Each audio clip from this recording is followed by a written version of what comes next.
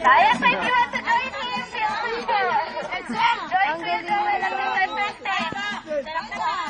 Ay, sa Dragonfly dance. Ay, sa kaya mo yan! Season, imitating the drumming of dragonflies is in there. Huwag mo na bababa. And that indicates that the strong wind or typhoon is about to come. So, one way po nila yan, or other way, weather forecasting.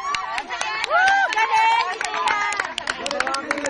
Next to perform is... Wala! Alright, so next natin monkey dance. So, excuse natin yung puno, baka tamaan tayo ng pala. Medyo masakit yan. So, next dance is what we call the monkey dance, or sayaw ng unggoy. Dudan! Dudan! In the Pacific Forest can match the skills of a monkey in terms of hunting and foraging. So, yes, so here's Jessie to perform monkey dance, or sayaw ng unggoy. Nagulat, Tim! This dance also serves as their pastime or playtime for the older adults.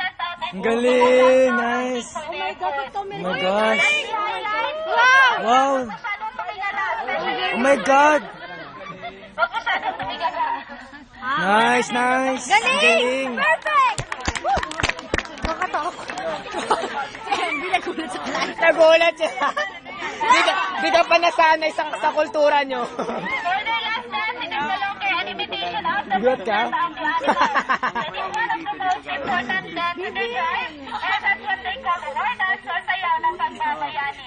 So, war dance will be performed by Jessie and Joel. So, watch out, there is a railroad and arrow and Galing! pana ang palaso, and minsan, it's accidentally being released. Kaya iwasan po natin.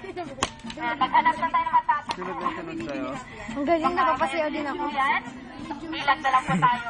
Ayan po, war dance, because during the olden times, whenever there is dispute between two tribes, they usually send their young men into battle. But before sending them, they perform this dance or ritual in front of their god called Apo na Malyari to ask guidance and peaceful solution of a dispute. And they also believe that the best dancer is the best warrior. Wow!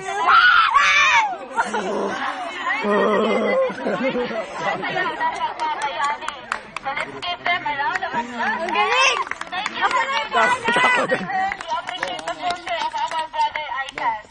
Alright, everybody po, kindly stand up and let's proceed to our last attraction. For Basta 11. Kinulat